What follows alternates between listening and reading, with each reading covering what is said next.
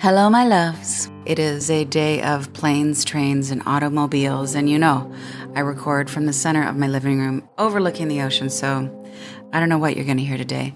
Quick intro to let you know that this is one of our best of episode series as selected by a beautiful population of listeners. I really love this one, and I'm glad that lots of other people appreciated it. And for those of you who have already listened to this, come on back because redundancy is part of learning transmission. If anything ever has touched you, moved you, inspired you, please consider leaving a review. In fact, don't consider it. Just baby, go do it.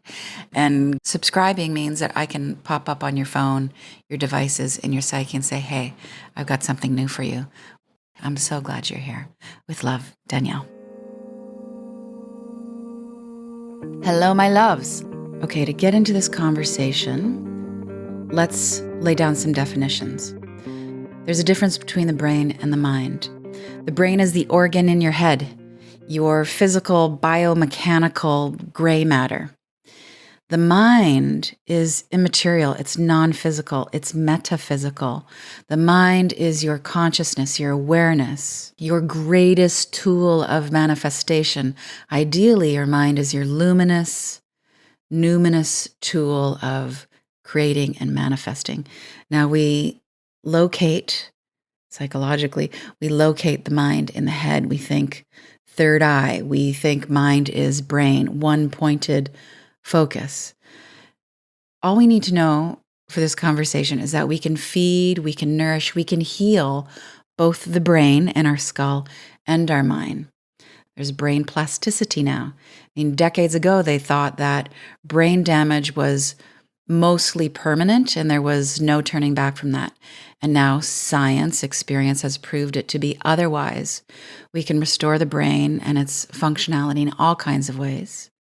And then, of course, we can heal mental illness and trauma that resides in our consciousness. There are ways, this is why we exist, to heal on all levels. We can expand our minds. So, of course, there's science to back up the 11 holistic ways I'm going to walk us through to rewire our brain and our minds. There are boatloads of data on all of these things. The science is immense. The value of sleep hygiene currently being thought to be one of the most powerful, you could call it, protocols for overall physical wellness and fitness and performance. Cool. It's all great. There's all kinds of research-backed, really popular TED Talks on how the quality of relationships actually affect the longevity of our lives and our mental health. Lots of data that connects the value of friendships to how long we stay alive. That's amazing. So there's SCADS stuff. There's the Huberman stuff. I know. And there's Mark Hyman and Ritual. And there's Dr. Sarah Saul Gottfried, one of my favorites. There's Dr. Stephanie Estima, who does a great job talking about meals and muscles and mindset and menopause. I will link to all of these people that I turn to on a regular basis over the years to get my intel and my inspiration. There's also one of my favorite podcasts, the Almost 30 podcast, co-hosted by one of my dear beloveds, Krista Williamson, and her partner in creativity, Lindsay. They've interviewed all of these experts and more, and they get you the science and the research, and they bring it into everyday reality in your kitchen, and that's all cool. What I'm really interested in, and this is why this is a one-woman show with love, Danielle, not me interviewing anybody else. I'm interested in personal lived experience and a more holistic, spirit-centric approach to healing. So really, I could call this conversation what I'm doing to rewire my brain and my mind, and how you can do it too, if you're so inclined and if you resonate with these methodologies. I can only ever speak from my personal life, that which has worked in my mind, body, and spirit through trial and error, and it's always going to be evolving. So let's get into it. 11 holistic ways to rewire your brain and your mind.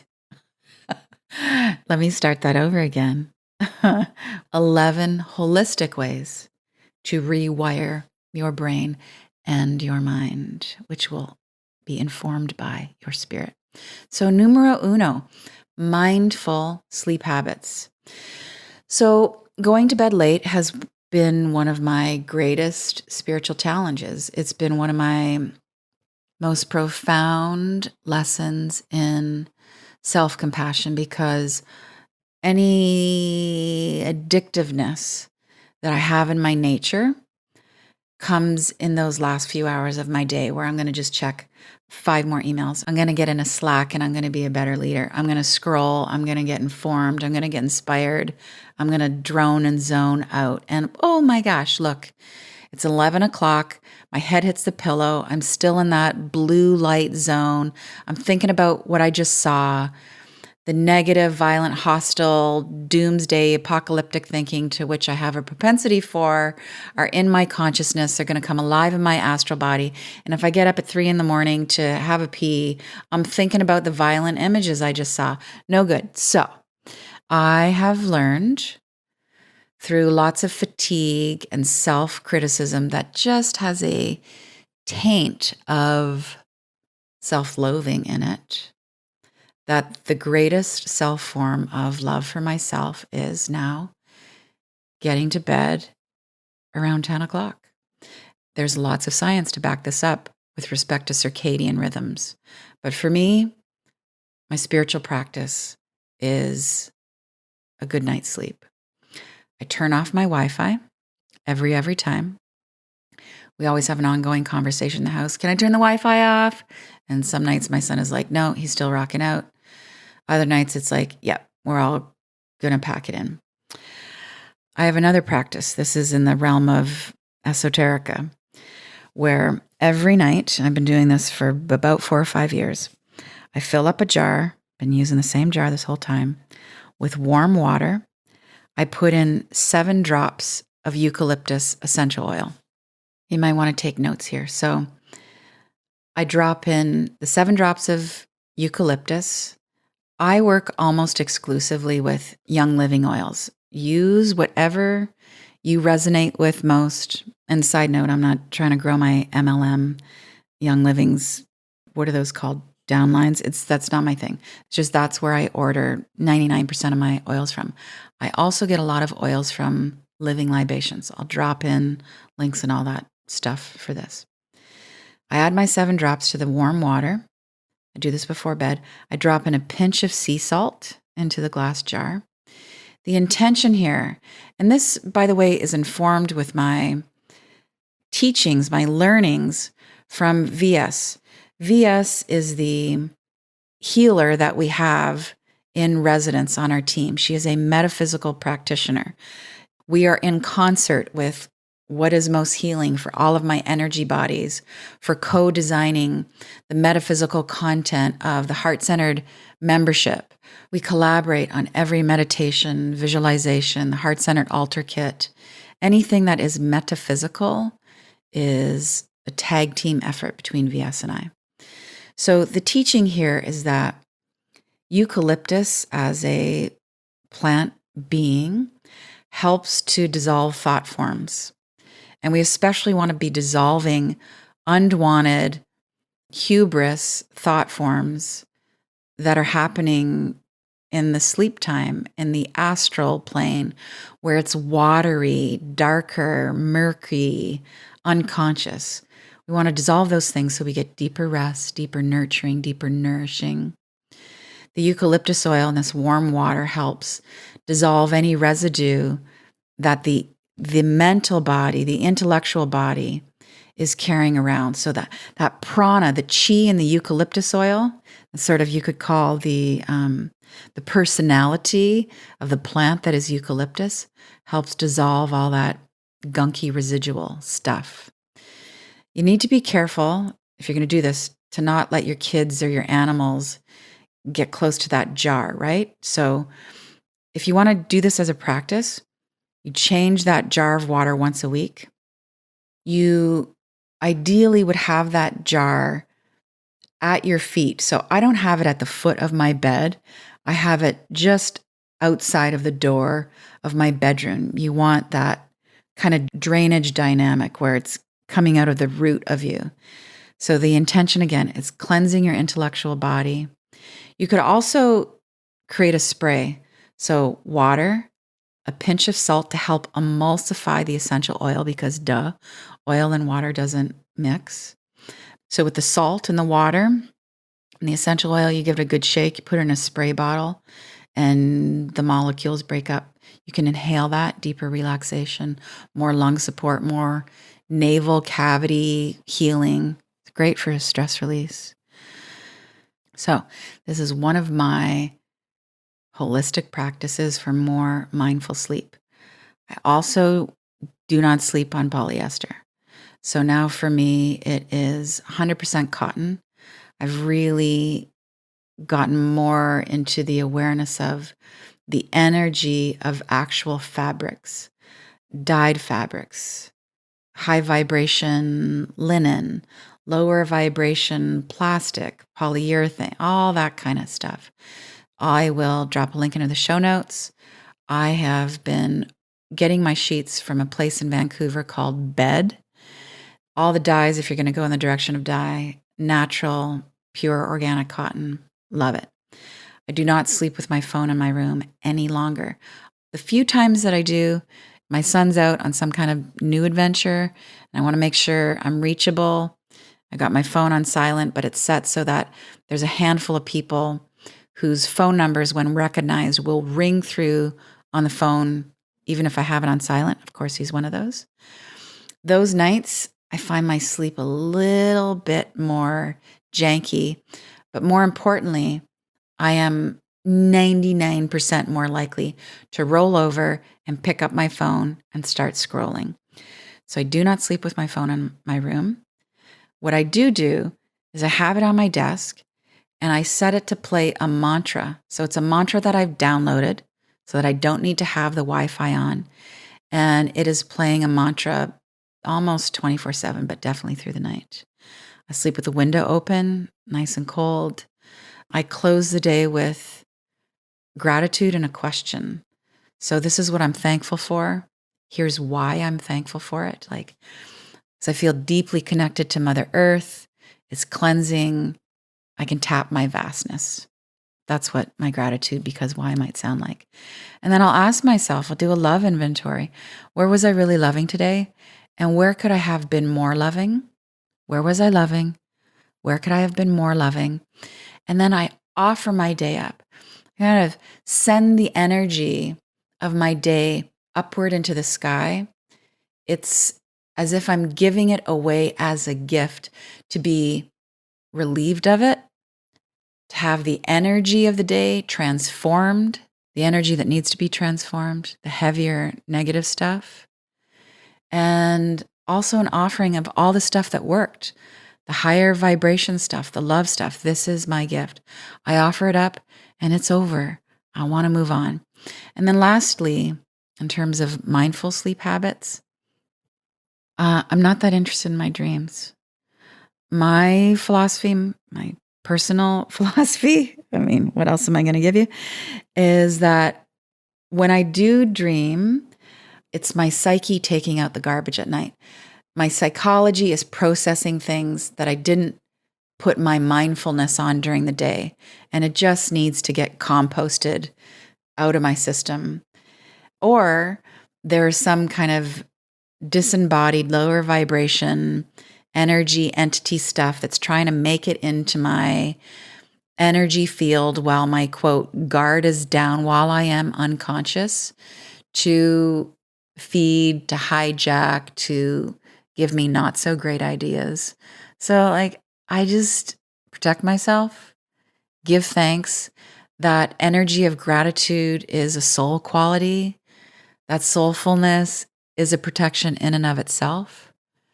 And I do pay attention a lot to my morning thoughts, that kind of numinous time when the sun is rising. I really want to be extra mindful of the ideas and what's crossing my mind as life force, as prana, as chi, is entering my day-to-day reality. Okay, second tip on rewiring your brain and your mind. Has to do with mindful eating. So let's define mindful eating. Food that is mineral rich, that is actually nutrient dense, that is organic, that is clean in all possible ways versus packaged, fabricated, sugary, chemical filled, just like not real food. This is what's worked for me, learning to read labels. And I think one of the most useful things I've done as a mother, other than teach my son to follow the money with all world and local issues, is I've taught him how to really early on read labels to find the sugar content. Is that 0 grams? Is that 2 grams? Is that 118 grams? Then that is a no. If I do have something sweet, whether it's fruit or chocolate or a little bar or something like that, I have it after I have protein. I find the protein grounds me, gets my blood sugar where it needs to be. I'm doing something pretty bougie, and it's been one of my power moves for my wellness, my sanity, my creativity, my business, my leadership, which is I get meals delivered to me from a company in Vancouver called Beyond Nourish. And if you are in the Vancouver vicinity, I cannot recommend them highly enough. Farm to table, organic, mindfully sourced, beautifully prepared, women owned. I'm on the small basic plan where every Tuesday, because it's the day we decided on, I get a delivery of food in the glass containers. It's about 4 meals. Can usually stretch it out between my son and I to like 5, 6, 7, 8 meals with some extra protein, some rice, some extra veg. It's beautiful. It's not cheap, but it's not ridiculous. It gives me nourishment, nutrition, peace of mind, time to do in life what lights me up the most, which is create, serve, lead, podcast, be the love to my beloved, be with my friends, mother my son, have my walks in my forest. Cooking is not my zone of joy or genius. Like if you come to my house, I'm going to make sure you're well fed. I can pull it together. It's nutrient dense. It's made with love, but otherwise, I just don't get it. Like, when the divine was handing out the happiness gene for cooking, I was in the bathroom. I was in the library reading books, getting turned on by like literatures. I just want to write books. I don't want to make a loaf of anything. So yeah, that helps me keep my nervous system regulated and all those good things. So on the track of mindful eating, the Hormone Cure book by Dr. Sarah Saul Gottfried. She is now integrating her maiden name into her full name. So really anything Sarah has got to say, whether it's on social or her many books, she's a real go-to for me and a friend. At the most critical times in my life, she's allowed me to have her on speed dial. So Hormone Cure. I go easy on the nuts in my extensive research about mold because that's been a real challenge in my past with my respiratory system. I found that nuts can be a source of mold, so I've backed way off. I order all of my nuts, mostly cashews and pistachios. I vastly stay away from almonds these days, from a local Vancouver company that I think ships nationally called the Nut Haas. I'll put the link in the bio.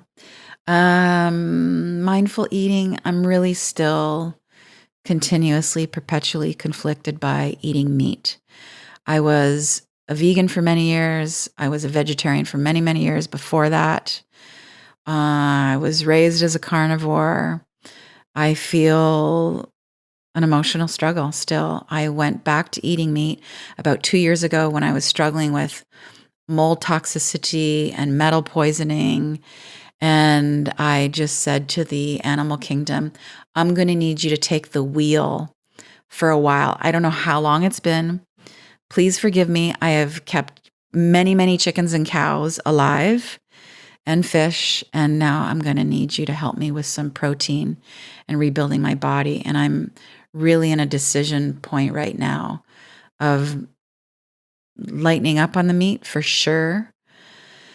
And maybe just really recommitting to vegetarianism. To be continued. I don't eat after 7 p.m., aka intermittent fasting. Whatever with the intermittent fasting.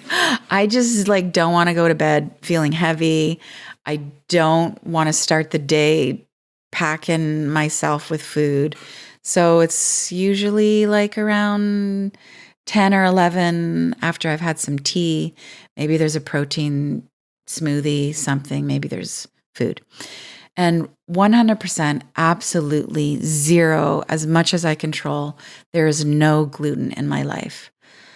It has me feel inflamed.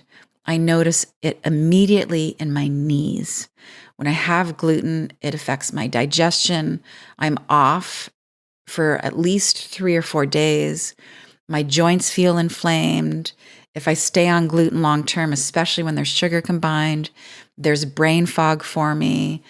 I've been noticing some gut inflammation and getting some feedback from my energy healer, what's happening in your gut. And so I turned over every stone to find out where there might be some hidden gluten in my life. And I found it in some of my supplements.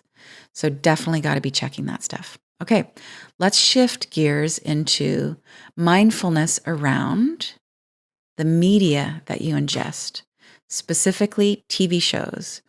The media we're taking in is just as important and effectual to our well-being as what we eat. So for me, 0 to very little violence. I just cannot do it. I get up in the middle of the night. I think about it. I feel the violence in my body. My mind replays all the bad scenes. I don't even want to talk about the scenes that get stuck in my head. I don't want to pass that imagery on. I've had to go on an apocalyptic movie diet. Name an apocalyptic movie. I have seen it. Name a futuristic movie. I've seen it 3 times. I've had to take a break because my spiritual wellness is heavily reliant on having beautiful visions of the future. And that means 90% of the bullshit that's on Netflix or in mainstream media. I can't do it anymore.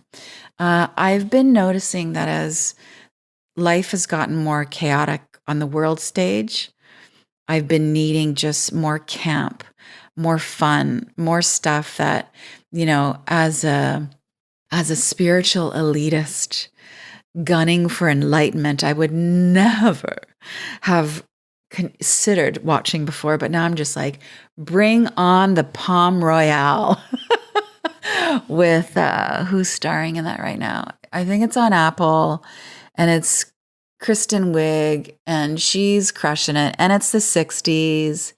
And it's all about elitism and the socialites and a whodunit and Carol Burnett, God bless. And it's just what my nervous system needs. So, yeah. All right, let's continue down this vein of media. We have to be mindful about movies that will hijack you. So I've become very suspect. So in my she-ness, I thought I was more spiritual because I mostly just watch documentaries. But I've become very suspect of a lot of the documentary content on Netflix. I have no interest now on documentaries about history. History is told by the victors. History is skewed to have the industrial complex perpetuate its industrial complexness. And I just don't trust any of it. So I watch now very few documentaries on Netflix. The personal biography stuff, beautiful. Social research purposes, love it.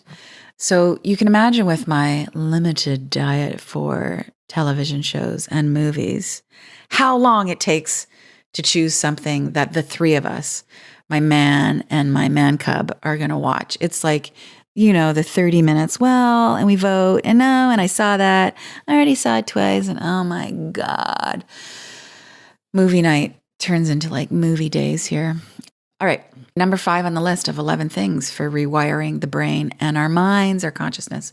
Got to get mindful about the lyrics, especially those lyrics after you hear a song, even if it's only been once, that repeat over and over again, the earworms.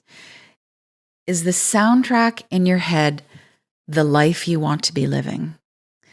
Is that the message that has you be a more loving, conscious, kind person to yourself and to other people?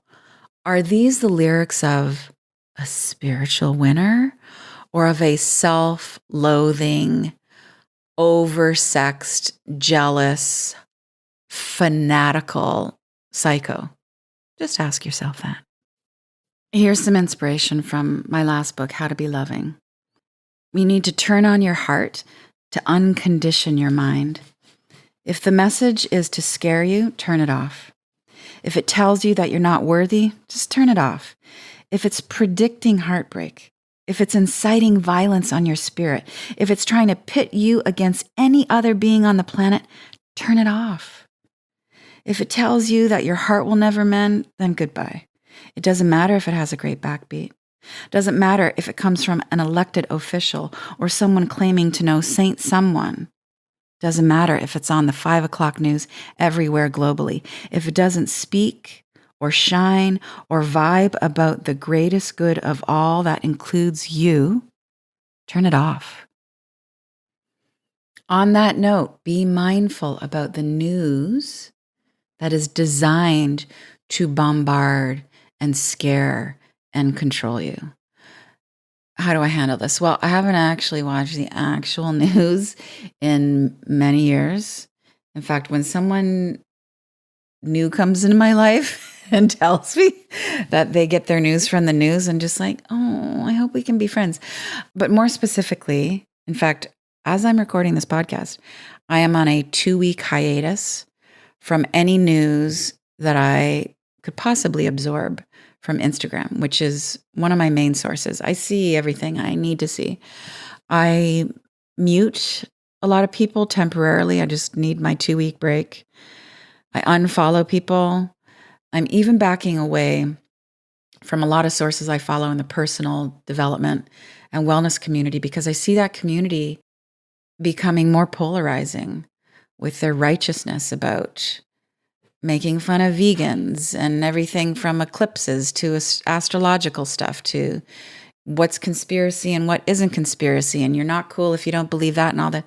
And I'm just like, oh my God, this is just division and you're just becoming that which you are fighting. And my nervous system needs a break. I am doubling down on my prayer candles and my streaming meditative healing thoughts towards all war-torn areas in the world. But my inner child, my unconscious self, my subconscious, the stuff in the basement of my psyche that has no filter of wisdom, no sense of discernment. I just need 2 weeks right now, and then I'll get back at it. I'll be more robust, and I'll be able to take it in without it throwing me off center. Okay, this takes us to mindfulness around your mind. Getting mindful about the thoughts that you ruminate in, that you swim in. So I have a quick exercise for you right now. I'm going to give you 3 life areas: body, livelihood, and your key relationship. And I'm going to ask you about a thought that you have in each of those areas. So you might want to take a deep breath. And if you've been around on the With Love Danielle podcast for a while, you know that we do natural breathing. So your mouth is closed. You inhale and exhale through your nose. Let your mind drop into your heart. You become aware of that warm, friendly, luminous quality that is your heart center. It's your heart chakra. It's your true nature, okay? Okay, so it's from that place that you ask and answer these questions of yourself. So we're in the area of your body, your physicality. Okay, what's one thought? What's a strong, predominant thought that you have right now about your body? You got it? You probably had multiple thoughts at once. Just go with the loudest thought. It could be really positive and loving. Could be really critical and negative. Okay, so here's the second question. What's the energy of that thought? How would you describe that thought if you put it in terms of a character or a personality? What's the vibe of that thought? Expansive, constrictive, supportive, loving, critical, positive, negative, gentle, forceful. Okay, so you had the thought about your body. What's the energy of the thought? Now here's the next question. What might happen? What might happen if you allow this thought to continue? What might happen if you allow that thought to continue? If you keep going on that trajectory, where might it go? A good place or like a not so good place? All right, I really want to support you to make this become a practice. So let's go into the lifestyle area of livelihood. And by the way, this kind of structure, lifestyle areas, getting into more conscious thinking, choosing your thoughts, this is really the essence. This is why we come together in the Heart Center membership. This is the stuff we do all the time, but even better and deeper and longer and stronger. Okay, so we're in the lifestyle area of livelihood, your abundance, your prosperity, how you make your living, the money you got. Okay, what's a strong thought you have right now in the domain of your livelihood? Probably had multiple thoughts. Choose one. You got it? You got that one thought? All right. What's the energy of that particular thought? Abundant, prosperous, generous, scared, fearful, lucrative, restricted, small, large, worthy, valuable? What's the energy of that thought? Heavy, light? Okay. Stay with that thought. What might happen if you allow that thought to continue? Possibilities might be really stark, could be really abundant, could be black or white. Possibilities could be unlimited. Is that thought, the trajectory of that thought, taking you to a higher place where you really want to go? Okay, let's do one more thing because 3 times we're going to get this. In the realm of your key relationship, your most important relationship. Now, it could be like with your entire family, just like your crew, your gang, or it could be with a significant other or your boss or your best friend. So we're in the realm of key relationship. All right, what's a really strong, clear, big thought you have about that relationship? Okay, so you probably had more than one thought at one time. That's how we roll. Mind is amazing. Choose one. Choose the brightest thought, the loudest thought, the boldest thought. Okay, what's the energy of that thought? Loving, polarizing, unifying, warm, hostile, fearful, kind. And all right, you know where we're going. What might happen if you allow that thought to continue? More love or more division? Okay, number 8, how to rewire your brain and your mind with a more holistic approach. We're looking at your stress. So we need to get more mindful about the stress that envelops us, the tension that we're swimming in that we don't notice. And this really is about nervous system regulation. So it's about identifying whether you were a fighter, a flighter, a freezer, or a fawner. Those are what I call your default stress reactions. Talked about this a number of times in With Love. Default stress reactions as opposed to your ideal or your balancing stress responses. You kind of run it through your heart, through your mindfulness, and you respond from more awareness, from loving kindness instead of these kind of reactionary shut down, push back, clamp up, or kiss ass kind of responses. Actually, I have a quiz for you. I built a really sweet tool called the Stress Reaction Quiz. It's free. It's super cool. You're going to find out what your way is. Are you a rhino? We created some animal metaphors to attach to your fight, flight, freeze, or fawn response. If you head to daniellelaporte.com/stress quiz, Walk yourself through it. It's going to take you about 5 minutes. And then I've got lots of resources to help you match your stress reaction type with your antidote for regulating your nervous system. All right, we're heading for the finale. Number 9, we need to get mindful about our predominant physical movement. So we've all heard sitting is the new smoking. Here's what I can tell you in my life. Starting movement is the hardest part. It really is a phenomenon that when you move your body and start to get that adrenaline high, you will want to go back for it. So I'm now working out on a regular basis. By regular, I mean 2 to 4 days a week. 3 is a sweet spot. I've got this dumpy old gym in my building that I really kind of love. I'm usually the only person in there. I've started to get like really kind of territorial. If I go in the morning and see that someone's moved the weights, I'm like, oh, but this is kind of my gym because I lit a candle and I saged it and everything when nobody was here.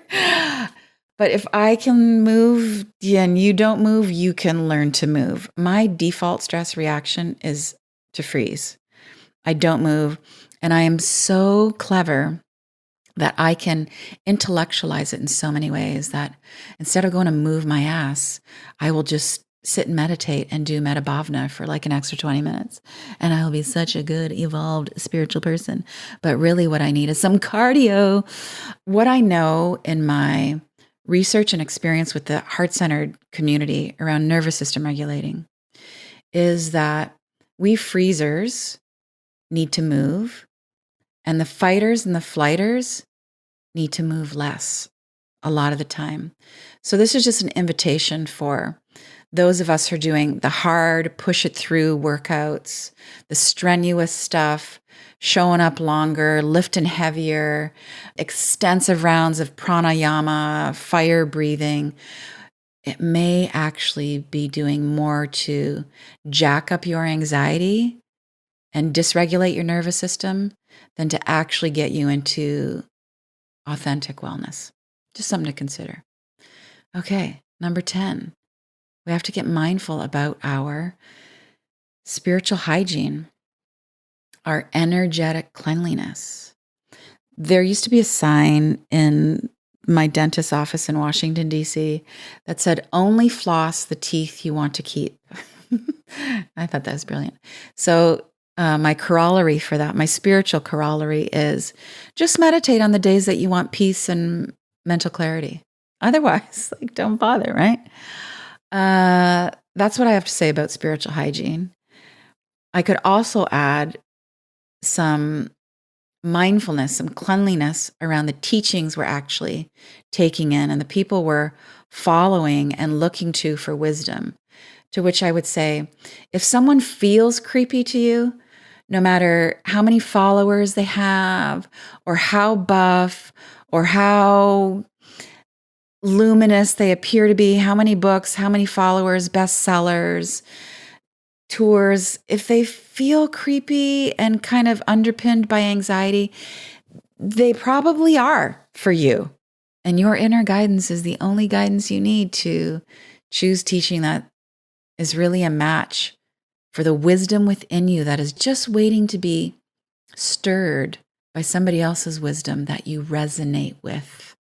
Resonance is key to masterful learning. And then finally, in terms of, spiritual purity, purification, we need to check our motivation. This is everything I wrote about in White Hot Truth. Subtitle, Keeping It Real on Your Spiritual Journey from One Seeker to Another. So is your motivation for all of the spiritual practices, whether it's contemplation, meditation, prayer, sacred movement, dance, all of the things, is that coming from a place of celebration and curiosity? It's a moving towardness. It's an internal magnetism. It's a curiosity, right? Or is it coming from a place of obligation, of proving? You want to be more yogic. You want to burn your karma because you're terrorized by this concept of karmic punishment. Yeah, we want to choose our practices as though we love ourselves. We're allowed to have the practice be fun and joyful. Doesn't mean that there won't be days where we need to discipline ourselves. Doesn't mean that we won't hit snags in all of our healing protocols and all of our rituals, but joy makes the medicine go down. Okay, let's end with number 11 of 11. And this one, we're going to spend some time unpacking. This is about being mindful about the attitudes of the key 7 people in your life. I could do a whole podcast conversation just on this. So you might need a break at this point. Press pause, take a few breaths, get some tea, maybe come back to me tomorrow, or let's just keep going deeper. So let me repeat it. One of the ways that we can holistically rewire our brain and our mind is to be more mindful about the attitudes of the key 7 people in our life. The hot word here is attitudes, not their net worth, not their social status, not how much they've accomplished, or if they're a baller or they have the right acumen. It's none of the external personality trappings. This is one of my least favorite dictums in the personal development space, that you are the net result of the 5 people that you hang around the most. That is such bullshit, because what that perpetuates is transactional relationships. You can see people hanging out with people who they think are making more money or have more followers or more of their version of success because they want the connections, because they want success by osmosis, because they want the status to rub off on them. That is transactional and that is shitty. That is not what I'm talking about here. I'm talking about the energy of the core people in your life is something that you begin to intermingle with. What's in your auric field bumps up and hangs out and dances with what's in my auric field. So I want to be hanging out with people who have higher vibration attitudes. So I'm going to walk you through my short list of beloveds. These people on my friend list, on my 7+ key people, their life experience is wildly variant. They have extremely different careers. You could meet 3 of my friends and be amazed that I have these 3 other friends. Their income levels are all over the place. Some of the people on this list are millionaires. Some of the people on this list are poor as church mice. Their religious ideology, wildly different. Okay, you get it. Diversity. Okay, top of my list. My beloved, my hunk, my mister. And his key attitudes for me, the reasons, the virtues I find so magnetic and I'm so grateful for. One of his most glowing characteristics, his virtues that he embodies, is gentleness. Everybody who meets him is like, wow, that guy, gentle soul. And he's also very forgiving. And those are both growth edges for me. I became more gentle on my own before I met him, which I think is one of the reasons I magnetized him to me and vice versa. And I give myself a C+ to a B on the forgiving virtue. But now with Will in my life, I consider it a key part of our relationship. And I've been so blown away by the occasions on which he has extended forgiving. Yeah. Okay, then I have my Buddha kid, also known as Harper. And his key attitudes, his most predominant energies are all about creativity and patience. I like to think, and his astrologer thinks, he's a creative genius. But his energy of patience has been one of my greatest teachers. I'll give you the explanation of that in poetic gratitude form. This is what I wrote to him in the acknowledgement section of my last book, How to Be Loving. And to my son, HLJ, you've taught me one of the greatest virtues of all, patience. And not because I've had to be patient with you, but because you've been so patient with me. Thank you, thank you, thank you. And to my team leaders, Dana and Elizabeth, as a yin and yang chief of staff and director of production and marketing, they embody optimism and resourcefulness. Like the attitude is, we're going to get it done. We will find the easiest, most cost-effective, graceful way to get it done. They cheer me on without kissing up. And it really is. Is it the wind beneath my wings? It's totally the wind beneath my wings. Candace, my BFF, Candido Bandito, we are so different. And I would say her key energy is pragmatic as fuck. She gives me the salt of the earth wisdom. I can give her some complex dilemma I'm in about end of the quarter and deliverables and the agent and the deal. And she'll just like kind of cut it and say, well, that doesn't sound too smart. I'll be like, right. It's actually not smart. Another dear bestie, Steph, she thinks and speaks and acts as a perpetual cheerleader. If you can be blessed with, if you resonate with, if you have the power to magnetize someone into your sphere who is a possibility thinker, every team needs one. And there's my goddess group. So lots of you know the story that it's 15 years ago now. A friend of a friend asked that friend to get some cool women together in a living room. There was a snowstorm. Only 5 of us could make it. Those 5 of us have been meeting almost every month for 15 years. And we are a diverse range of ages and faiths and professions. And they're one of the greatest gifts of my life. The attitude of that collective group of Michelle and Dolly and Leanne and Karis is gracious and God-loving.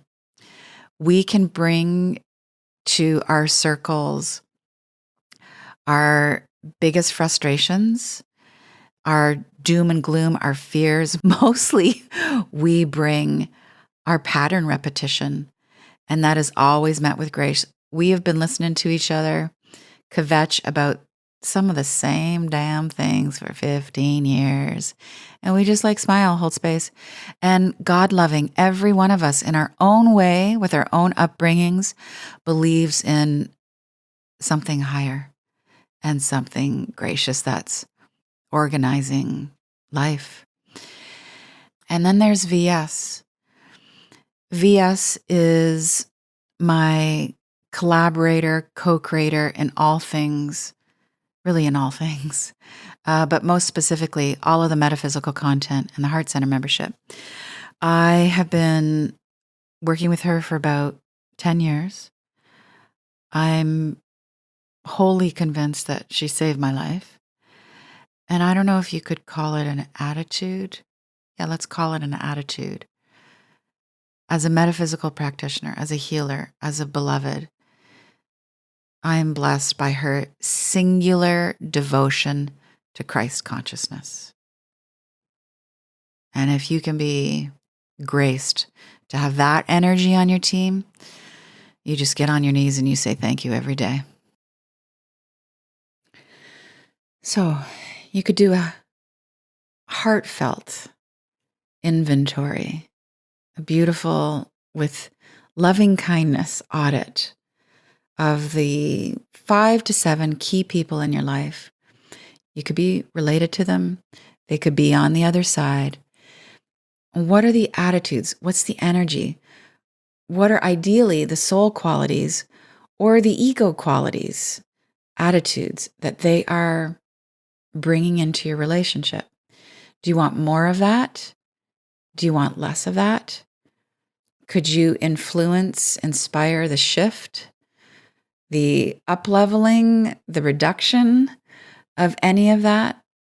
And then we should all be asking ourselves, how can we lessen the attitudes from people that we don't vibe with and we don't want to nurture in our lives, you can still love them. Someone does not have to change in order for you to love them deeply and completely. You just get really clear about your frequency and your depth of engagement, or you turn up the volume on your love so that their particular vibration doesn't bring you down. Now, how do you get more of the high vibration attitude in your life? You become that. You embody that in your thoughts, your speech, and your actions. You be the change that you want to see in your own life. And there we have 11 holistic ways to rewire your brain and your mind. Your most numinous instrument for manifesting. Get some good sleep because you love yourself. Be really thoughtful about what you're putting into your body. Mineral-rich, nutrient-dense, well-loved food. And remember, the TV shows and the movies and the lyrics and the news are just as important. And then get thoughtful about the thoughts you're thinking. Get clear on your default stress reactions so that you can be more conscious when the challenges come your way. So you get more clear on how you're going to respond when the challenges come your way. Choose loving ways to move your body. Move the way that your soul wants you to move. Check in with your higher self on a daily basis, ideally every single morning. Choose devotional practices, spiritual practices that are coming from a place of joy and curiosity. And then without being overly critical, judgmental, or cranky, you get really thoughtful about the vibe of the people that you're hanging with and what do you want to grow. Energies like faith and forgiving and gentleness, creativity, patience, optimism, resourcefulness, that good kind of salty, love you no matter what pragmatism, possibility thinking, expansiveness, graciousness, God-loving, Buddha nature, devotion to love. And speaking of love, I am so grateful that you're here. I don't take any click, listen, forward, review for granted. I will see you, hear you, and do whatever I can to love on you next Wednesday. With love, Danielle.